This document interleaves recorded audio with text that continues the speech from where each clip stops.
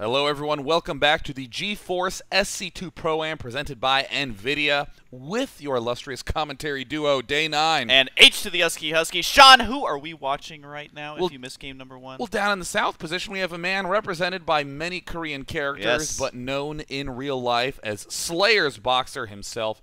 He is down 0-1 against his opponent and teammate, Slayer's Taeja. Yeah, Sean, one thing I love about Boxer, he has more accounts than I think all the Blizzard employees combined. I never know which account it is, so I'm curious, is that translated into Slayer's Boxer, or is it something else? Apparently, the last time I cast this game, Sean, fun fact, he was on an account from a character from NCIS, was the name of his account. So, wow. I could be casting a Huck game, and it's actually Boxer just trolling all of us. So, anyways, he is down 1-0, and did you say the map Shattered Temple? If not, it looks, according to the minimap, like it is indeed going to be Shattered Temple here. So I feel like in that last game, Boxer didn't quite showcase his full skills. Taeja, though, showing us some extremely solid play.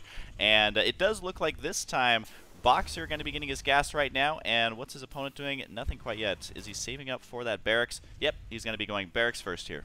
Boxer is the sort of player who I don't actually see lately doing a big variety of builds. He tends to do fixed openings with very subtle adjustments, might delay a reactor a little bit, might get a tech lab a little earlier, as we saw in that last game, pop out one Reaper, but then go back to the usual tried and true course that he's worked on many, many times before. This can be a little bit of a problem in terms of predictability, as we saw him at the recent MLG get taken down quite quickly when he did those style of openings, but right now, we do see him getting that very fast gas straight into the barracks, likely going to be getting the instant factory plus command center. He could be nutty and just go 4 barracks Reaper off 1 gas. Oh, I wish he would do something like that. Just watching Boxer do micro builds. That's kind of what he's known for, Sean. You know, awesome builds with a few amount of units, but microing them like crazy. It just makes me reminisce about the Brood War days. And we have seen him do pretty creative stuff in StarCraft 2, of course.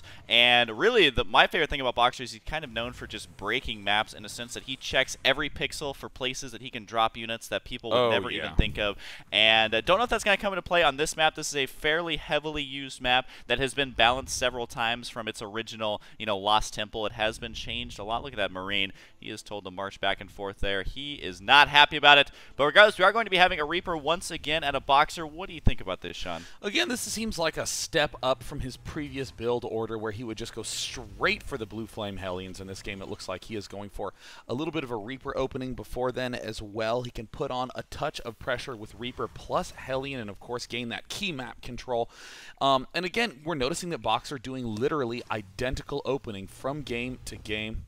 Taeja now pulling back with his first SCV. Curious to see if Boxer can pull it off in Game 2, because in Game 1 there was that very goofy whoopsie-daisies, I guess I'm dead moment. Yeah. Where it looks like he has twice as many Blue Flame Hellions as me, and now he has 8 times as many workers as I do.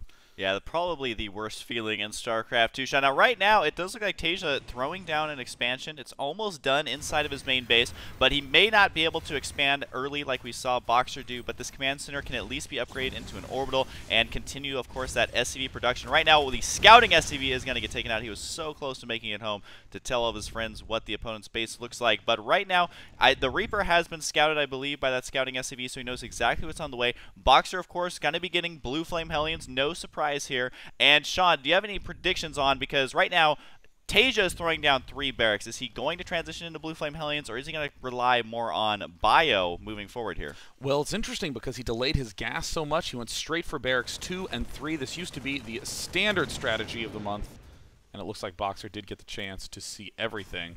Spotting these 2 barracks is definitely going to be big. But, wow, it's kind of funny to note that at the 6-minute mark, that was the first time Boxer had ever really looked into the opponent's base. Yeah. Apparently, again, not really having any large deviation planned at this point in the game.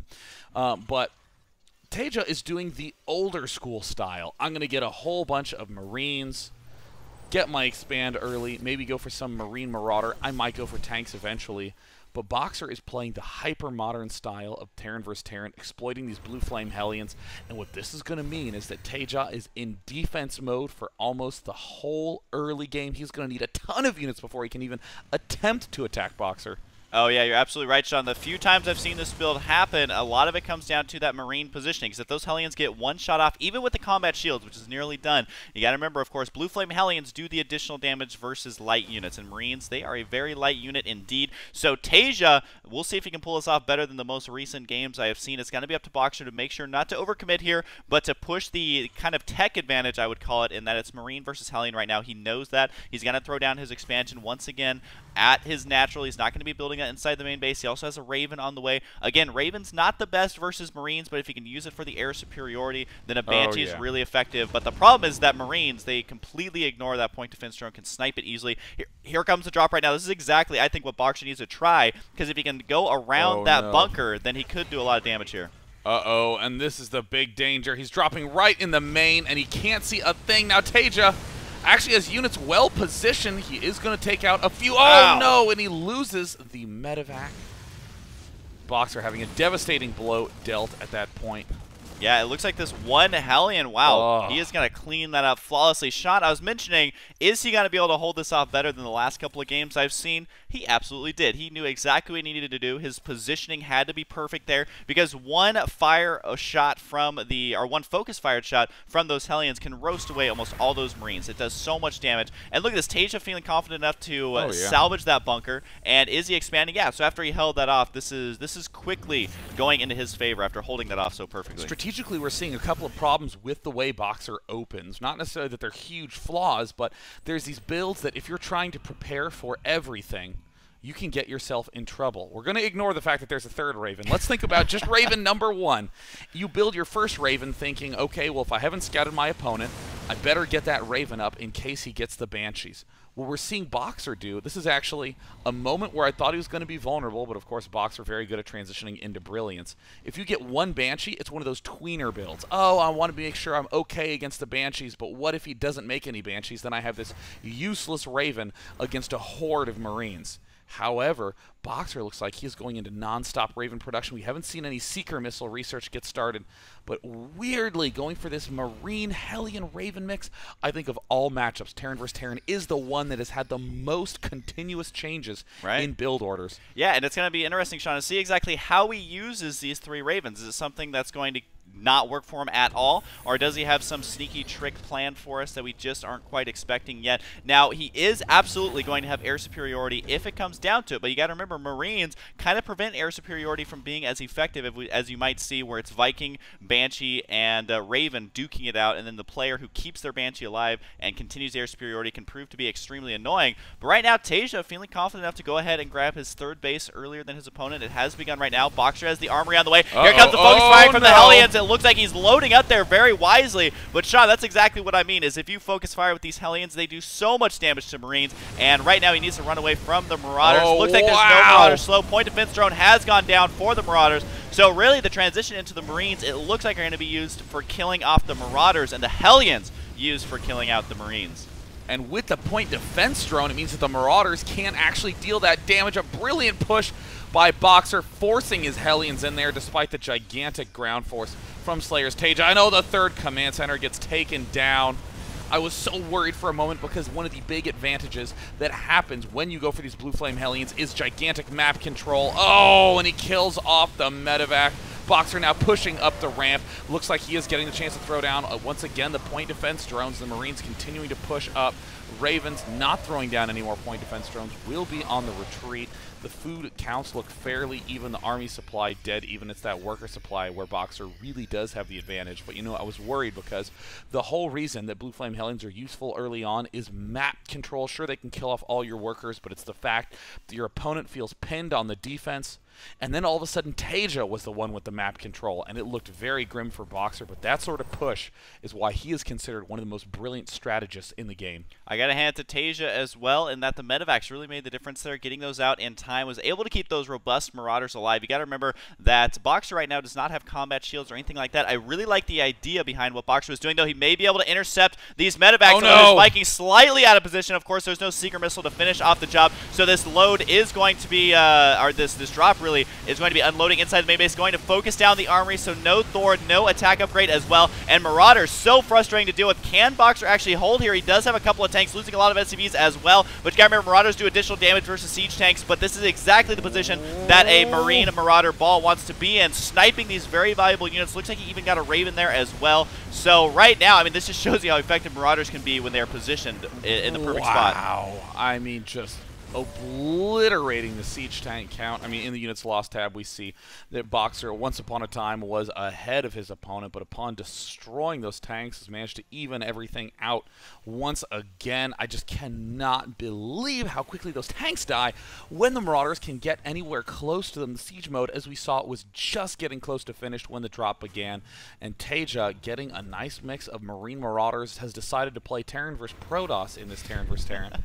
But it's going to be very effective against those Hellion numbers. Right. As long as he can maintain map control, he'll be in good shape, because if you are a Hellion tanking player, you cannot afford to get those tanks caught unsieged. You desperately want to be able to walk very close to your opponent before you begin that siege up and leapfrog forward. One player I've seen do this similar style as Taeja will be Select, and the way he was able to win that game was hyper-aggression, dropping 3 or 4 places at a time and keeping the tank count low. If he can do that, I think he's going to be in a good spot. But again, we used to see this kind of matchup with Marine Marauder versus tank, usually Marines mixed in, and it came down to positioning. Can the Marauders get on top of the tanks or not? Now, the metagame has changed a little bit in that there's more Hellions, more Vikings. Boxer still has 2 Ravens mixed in there, so it changes that dynamic a lot. And I got to hand it to Boxer. Even after losing all those tanks, still able to macro up a huge army. They're identical in supply. Looks like he had a supply drop there just to make sure to stay ahead on his supply right now, throwing down a lot of depots as well. But both these players, I think they've had shining moments in this game so far. And look at this from Taeja, taking that high yield expansion. If he can get that mining, that is going to be huge. But what's the worker unit count at? Just curious, Sean. 46 to 50. So neither player having a huge advantage until this high yield expansion lands, man. This is going to be huge for Taeja if he holds this. And to note, Taeja can more than afford to throw away huge amounts of units. He's more than willing to sacrifice the cost efficiency of battle, and instead favor just pounding his opponent back, and like you said, keeping that tank count low. It is up at a whopping 6 in this army. Oh, the early Ravens. That is going to allow Boxer to be much more aggressive. He does not have to siege nearly as frequently. He can actually afford to throw down point defense drones while he's sieging up and absorb those shots. Taeja, it is worthwhile on his part to just hurl units at this army, absorb as much as he can, and just continue to take more expansions. Taeja's response is going to be to expand lots and do these sorts of counterattacks, again catching his opponent out of position.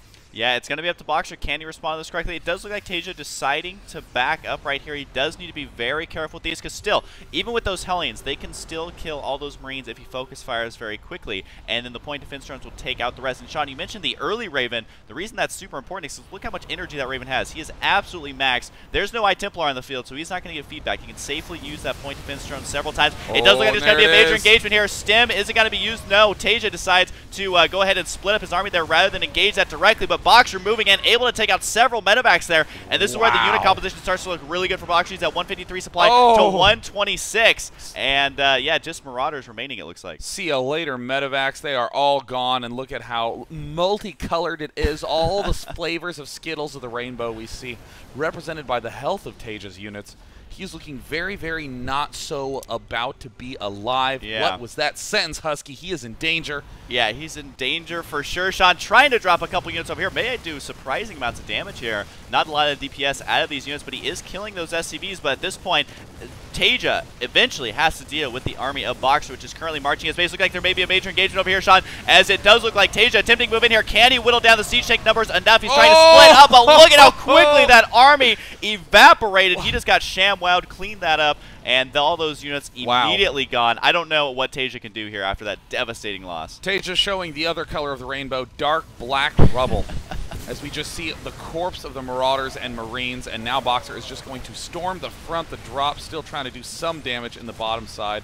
But there's the good game, and with the quick cleanup and the amazing tactical positioning, Boxer takes himself a very nice, clean win. Yeah, I think there's shining moments for both players there, but it shows you positioning so important there, Sean. And even after losing the armory, Boxer doesn't care. He didn't want to even get Thors.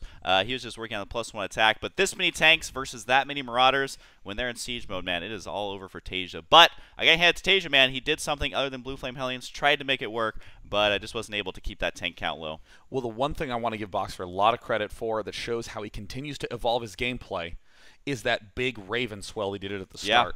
3 Ravens, man. As Team Slayers has discovered, if you just get the good mix of tank Hellions, you're going to be in good shape in the mid game. Boxer says, all right, cool. What would help a little bit more? Well, what if he had 3 Ravens up?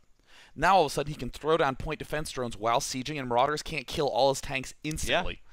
So this allowed him to be way more aggressive than he should have much later. It's amazing, though, that Boxer still was able to figure out how to stay alive with those Ravens early on, because having 3 Ravens is way different than getting 3 Ravens, and Boxer certainly knows how to safely get them.